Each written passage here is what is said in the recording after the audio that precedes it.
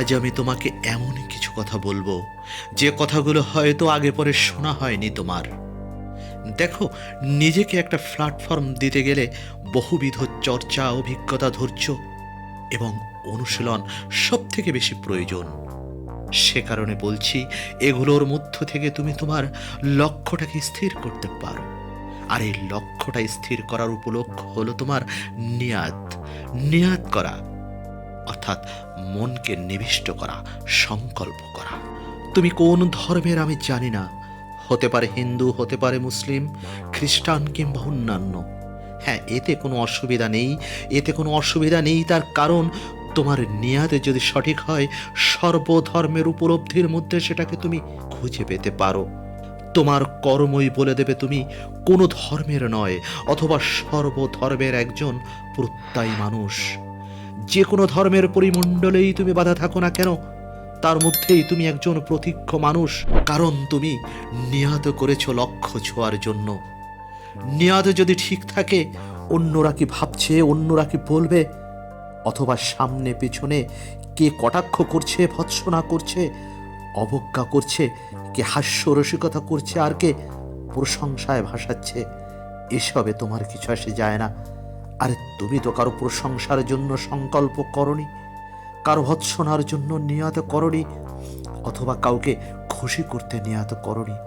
তোমার নিয়াত যদি নিজের জন্য হয়, নিজের আত্মমর্যাদার জন্য হয়, তোমার লক্ষ্য ছোঁয়ার জন্য হয়, তোমার সংকল্প যদি আত্মমর্যাদা এবং মানবিক হয়, সর্বোপরি উপরওয়ালাকে খুশি করার জন্য হয়, তাহলে তো তুমি নিন্দুকের কথায়, দুষ্ট মানুষের, খারাপ মানুষের অবজ্ঞা, অবহেলায় তো কিছু আসে যায় না। কেননা তোমার নিহতের উপরে শুধু একজনেরই কর্তৃত্ব রয়েছে, তিনি হলেন তোমার উপরওয়ালা। তিনি তো তোমাকে সার্টিফিকেটে দিচ্ছে, তিনি তো তোমাকে দেখে শুনে রাখছে। তাহলে কে তোমার অবজ্ঞা করলো, কে তোমাকে কটাক্ষ করলো, সেগুলো ডাস্টবিনে ছুঁড়ে ফেলে দাও। তোমার নির্ধারিত উদ্দেশ্য সঠিক হওয়ার প্রয়োজন, নিয়তের সঠিক হওয়া প্রয়োজন। দেখো, তোমার ভাবনা চিন্তার উপর অনেক কিছু নির্ভর করে। তুমি যে পরিবেশে থাকো, সে পরিবেশের প্রভাব তোমার উপর পড়বে। তুমি যাদের সাথে আছো, যেগুলো দেখছো, শুনছো, বলছো, সে সব কিছুর প্রভাব তোমার উপর আসতে বাধ্য। তবে এদের থেকে তুমি আলাদা, কারণ তুমি নিয়াত করেছো,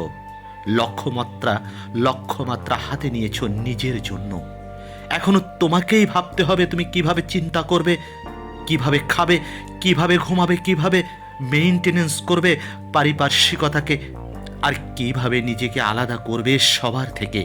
পাশাপাশি এটাও তুমি ভুলে গেলে চলবে না, তুমি সামাজিক জীব, সমাজের দায়বদ্ধতাও তোমার আছে। সুতরাং সমাজ থেকে বিচ্ছিন্ন তো হওয়া চলবে না।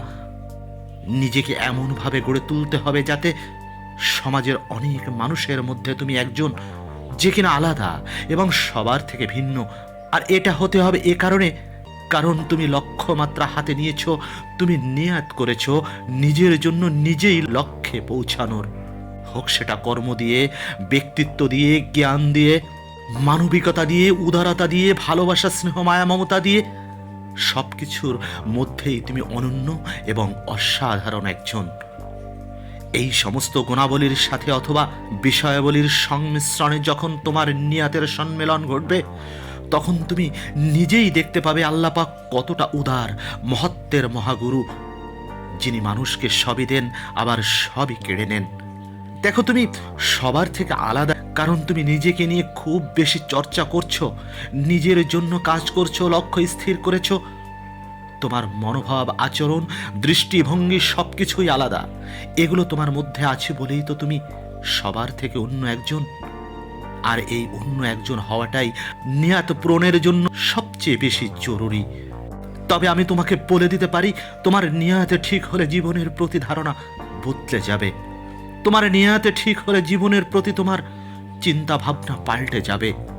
হয়তো তুমি অন্যভাবে চিন্তা ভাবনা করবে, যা অন্য কিছু মানুষ করছে না। তোমার নিয়াতে ঠিক হলে তুমি নিজেকে চিনতে শুরু করবে। তোমার নেক উদ্দেশ্য তোমাকে আর কিছু মানুষ থেকে আলাদা করবে। তোমার সৎ উদ্দেশ্য তোমাকে অন্য মানুষ থেকে আলাদা করবে। তোমার চিন্তা ভাবনার পরিবর্তন ঘটতে বাধ্য হবে। আমি তোমাকে নিঃসন্দেহে বলে দিতে পারি, নিজের নিয়াতে ঠিক রাখো, চিন্তা ভাবনা সঠিকভাবে করো, অসহায় মানুষের পাশে দাঁড়াতে চেষ্টা করো, লক্ষ্য পূরণের দৃঢ় প্রতিজ্ঞ হও, আর উপরওয়ালাকে খুশি করো। দেখবে একটা পরিবর্তন আসতে শুরু করেছে তোমার মধ্যে। যে খুশি, যে সুখের পিছনে তুমি ছুটতে শুরু করেছিলে, যে অর্থের পিছনে লাগামহীনভাবে নিজেকে নিবিষ্ট করেছিলে, অর্থের ভিত্তিতে নিজেকে বিচার করতে চেয়েছিলে, তোমার নিয়াত এবং তোমার উদ্দেশ্য এই বিষয়গুলো থেকে তোমার পরিবর্তন ঘটাবে।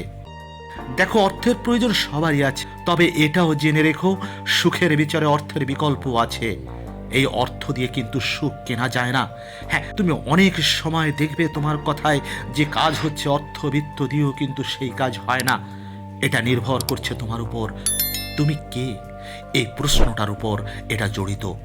আর সেই তুমি হলে নিয়াতধারী নেককার একজন, যার ব্যক্তিত্বে অর্থ বা টাকা পয়সা হার মানে। দেখো, কিছু জিনিস যেমন জীবন এবং মৃত্যু, এই দুটো কিন্তু আমাদের হাতে নেই। আমাদের হাতে একদম নেই কে কবে জন্মাবে, কে কবে মারা যাবে। এর সবটাই নিয়ন্ত্রণ করে থাকেন একজন। আমিও একদিন জন্মেছি, তুমিও একদিন জন্মেছ, অথচ দুজনেই জীবনের ভিন্ন ভিন্ন সময় মারা যাব। জীবন থাকলে মৃত্যু আছে, এই মৃত্যু থেকে নিষ্কৃতি কেউই পায় না। এই মৃত্যু থেকে রেহাই কারোরই নেই। নিয়াত করো প্রতিদিন মৃত্যুর জন্য। এখানেও নিয়াতটাই আসল। নিয়াত করো প্রতিদিন মৃত্যুর জন্য, নিয়াত করো নেক মৃত্যুর জন্য, লক্ষ্য স্থির করো মৃত্যুর জন্য, নিয়াত ঠিক করো, জীবনকে আগে বাড়িয়ে চলো। এখানে নিজেকে বোঝাপড়াটাই ইম্পর্ট্যান্ট, নিজের প্রতি ধারণা রাখাটাই ইম্পর্ট্যান্ট। আর এই ইম্পর্ট্যান্ট বিষয় থেকে যখন তুমি নিজেকে সরিয়ে নিবে, তখন তুমি অনেক কিছু হারাবে। যখন তুমি তোমার নিয়াতের উপর কন্ট্রোল হারাবে, তখন তুমি সব কিছু হারাবে।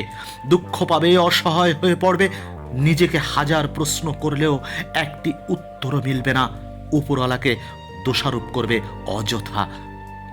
দেখো, যখন থেকে তুমি তোমার লক্ষ্যগুলো নিয়ে কাজ করবে, তোমার নিয়াতে নিয়ে কাজ করবে, নেক রুজির উপর নির্ভরশীল হবে, প্রকৃতি, পরিমণ্ডল, পারিপার্শ্বিকতা, বাস্তবতা, এসব বিষয়ে যখন তোমার ধারণার পরিবর্তন হবে, জীবন, পৃথিবী, উপরওয়ালা, এসব বিষয়ে যখন তোমার ধারণার পরিবর্তন হবে, দেখবে তখন তোমার জীবনটা পাল্টে যাবে।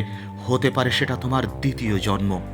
এই কারণে, আর ঠিক এই কারণে তোমার ত্যাগ, তোমার গল্প অন্য কটা মানুষের জীবনের উদাহরণ। যদি তোমার নিয়াতে ঠিক থাকে, তবে তোমার অপেক্ষার শেষটা একদিন সুন্দর হবে। যদি তোমার নিয়াতটা ঠিক থাকে, পরিশ্রান্ত জীবনটাও একদিন সঠিক হবে। আর যদি তোমার নিয়াতে ঠিক থাকে, তবে একদিন তোমার প্রার্থনার ফলও মিষ্টি হবে। যদি তোমার নিয়াতে ঠিক থাকে, তবে তোমার স্বপ্নটাও পরিপক্ক হবে।